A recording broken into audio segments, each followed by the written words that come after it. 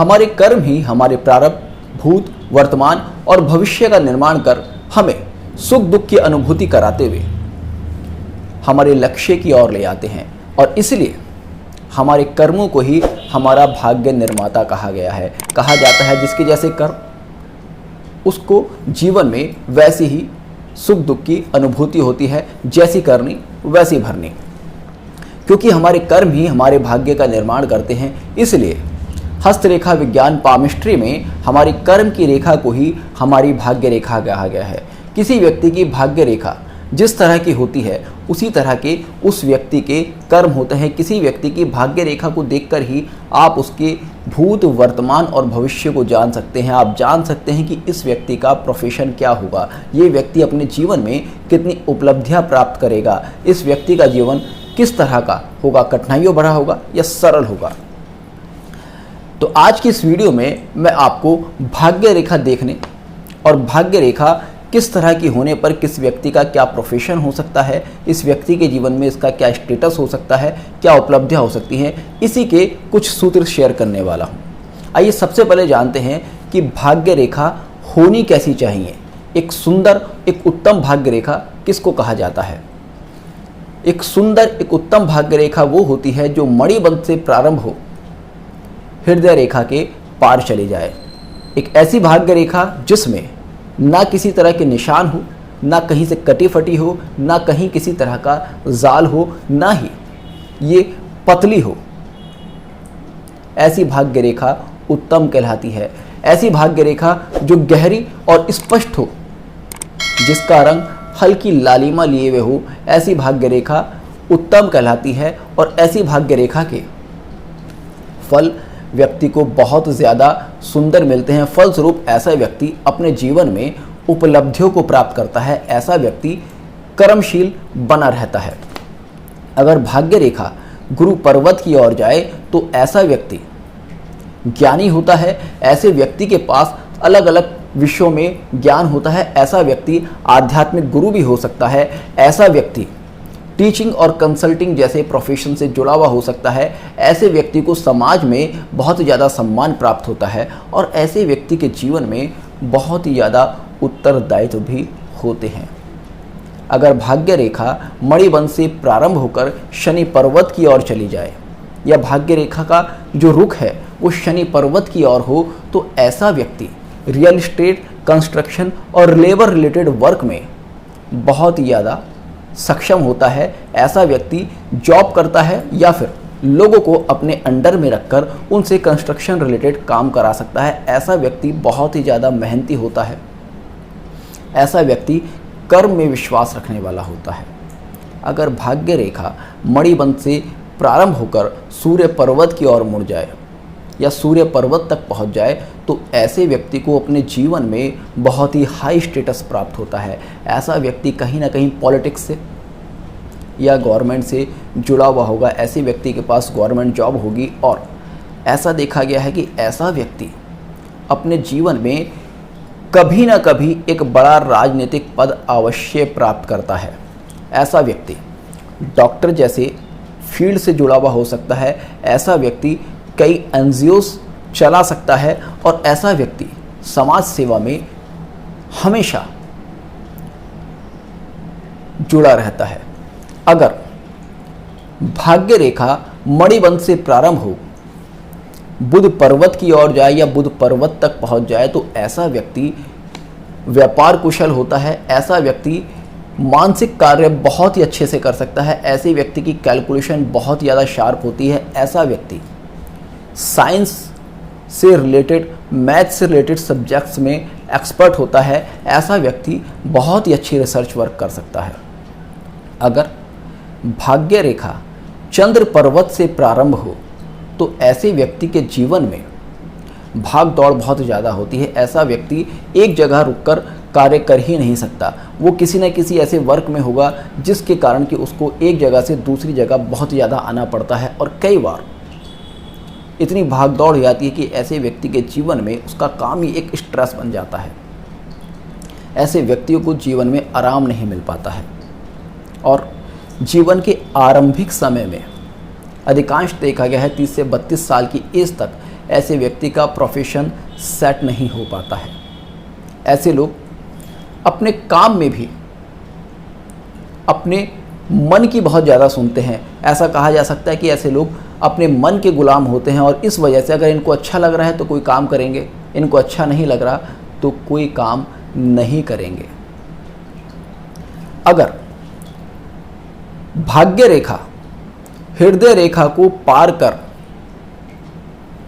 शनि पर्वत की ओर बढ़ जाए या सूर्य पर्वत की ओर बढ़ जाए या गुरु पर्वत की ओर बढ़ जाए तो भाग्य रेखा जब हृदय रेखा को कट करती है तो वहाँ पर एक वी की शेप बनाती है। इसको विष्णु रेखा कहा जाता है। अगर किसी व्यक्ति की भाग्य रेखा वी शेप बनाती है तो ऐसे व्यक्ति के ऊपर भगवान विष्णु की असीम कृपा पाई जाती है। ऐसा व्यक्ति अपने जीवन में बहुत ही हाई स्टेटस प्राप्त करता है और जैसे कि भगवान विष्णु सृष्टि के पालन करता है, उसी तरह से ऐसा व्यक्ति किसी न किसी ऐसे प्रोफेशन से जुड़ा होगा या समाज में उसका एक ऐसा स्टेटस होगा जहाँ पर कि वो बहुत बड़े जन समुदाय का पालन कर सकता है या फिर उनको गाइड कर सकता है या उनका ध्यान रख सकता है। अगर भाग्य रेखा हृदय रेखा को पार करके वी शेप बनाए और साथ ही साथ सूर्य पर्वत से भी रेखा आकर इसमें मिल जाए तो यहाँ पर ये एक उत्तम कोटि का राजयोग बना देती है। ऐसा व्यक्ति अपने क्षेत्र का बहुत ही बड़ा नेता और बहुत ही बड़ा सम्मानीय व्यक्ति होता है। ऐसा व्यक्ति आपको MP MLA जैसी पोस्ट पर मिलेगा या फिर एक एडमिनिस्ट्रेटिव पोस्ट होगी, IAS IPS लोगों का अगर आप हाथ एनालिसिस करेंगे तो आप देखेंगे इनके हाथ में अक्सर इस तरह की रेखा पाई जाती है। कोई भी व्यक्ति जो कि एक बहुत बड़े जन समुदाय को गवर्नमेंट अथॉरिटी के साथ कंट्रोल करने की क्षमता रखता है, ऐसे व्यक्ति के हाथ में आपको ऐसी रेखा मिलेगी ही मिलेगी। अगर भाग्य रेखा हृदय रेखा तक आए और मस्तिष्क रेखा और हृदय रेखा के बीच में भाग्य रेखा को टच करती हुई एक रेखा और निकल जाए और ये झंडे जैसी आकृति बनाए तो ऐसे व्यक्ति को अपने जीवन में मान सम्मान प्राप्त होता है। किंतु ये मान सम्मान ऐसे व्यक्ति को 35 की एज के बाद प्राप्त होता है। 35 की एज तक इस व्यक्ति को अपनी लाइफ में स्ट्रगल करना पड़ता है और उसके बाद इसको मान सम्मान मिलता जाता है। एक झंडे का योग ऐसे व्यक्ति के लिए बनता है, यानी कि मान सम्मान बढ़ता चला जाता है। ये अपने प्रोफेशन में जाने लगते हैं और इनको लोग रेस्पेक्ट देना शुरू कर देते हैं, किंतु ये होता है 35 की एज के बाद ही। अगर भाग्य रेखा पर मस्तिष्क रेखा से कोई रेखा निकलकर क्रॉस का निशान लगा दे तो ऐसे लोगों को आध्यात्म में, ज्योतिष में, ऑक्कल्ट में बहुत ही ज़्यादा इंटरेस्ट होता है और कहीं ना कहीं ऐसे लोग अपने प्रोफेशन को ऑक्कल्ट से रिलेट करते हैं। या तो इनका प्रोफेशन ऑक्कल्ट रिलेटेड होगा या फिर ये किसी ना किसी तरह के रिसर्च वर्क में आपको लगे हुए मिलेंगे। उसके बाद संभावना ये होती है कि ऐसे लोग मेटल से रिलेटेड किसी प्रोफेशन में जुड़े हुए मिलेंगे या फिर आर्मी या पुलिस से भी जुड़े हुए हो सकते हैं। किंतु भाग्य रेखा पर ये क्रॉस इन लोगों को सफलता देता ही देता है। किंतु ये सफलता कई बार अगर भाग्य रेखा बहुत सुस्पष्ट ना हो, बहुत स्ट्रांग ना हो तो 40 की एज के बाद मिलती है। किंतु जो प्रोफेशन होता है, अगर 40 की एज के बाद सफलता मिलती है जिन लोगों को, तो उनका प्रोफेशन कहीं ना कहीं ऑक्कल्ट से जुड़ा हुआ मिलेगा। अगर भाग्य रेखा कटी फटी हो, बहुत पतली हो, टूटी भी हो, तो ऐसे लोगों को अपने जीवन में, अपने प्रोफेशन में बहुत ही ज़्यादा परेशानियों का सामना करना पड़ता है। इस भाग्य रेखा को एक कमज़ोर भाग्य रेखा कहा जा सकता है। ऐसे व्यक्ति को अपने प्रोफेशन में, अपने मान सम्मान में कहीं ना कहीं हानि उठानी पड़ती है। अगर भाग्य रेखा पर द्वीप चिन्ह हो या भाग्य रेखा पर जंजीर जैसी आकृति बन रही हो तो ये एक अशुभ चिन्ह है। ऐसे व्यक्ति को जहाँ जहाँ पर भी ये द्वीप चिन्ह है उस एज में कहीं ना कहीं किसी न किसी डाउनफॉल का सामना करना पड़ता है। और अगर पूरी की पूरी भाग्य रेखा जंजीर युक्त है और वहाँ पर अगर भाग्य रेखा बहुत पतली है तो ऐसे में ये और भी ज़्यादा दुर्भाग्य की बात हो जाती है। अक्सर आप देखेंगे कि ऐसे लोग कंप्लेन करते हैं कि उनका भाग्य साथ नहीं देता, उनको अपने काम में परेशानी आती रहती है, वो जहाँ पर भी हाथ डालते हैं वहाँ पर नुकसान ही होता है। कई बार ऐसा होता है कि 10-15 साल इनका एक अच्छा खासा काम चल गया और उसके बाद एकदम से डूब गया। तो इस तरह की स्थिति, जब भाग्य रेखा पतली हो, कटी फटी हो और उसमें अगर जंजीर जैसी आकृति बन जाए या द्वीप चिन्ह आ जाए तो अक्सर ये स्थिति देखी जाती है।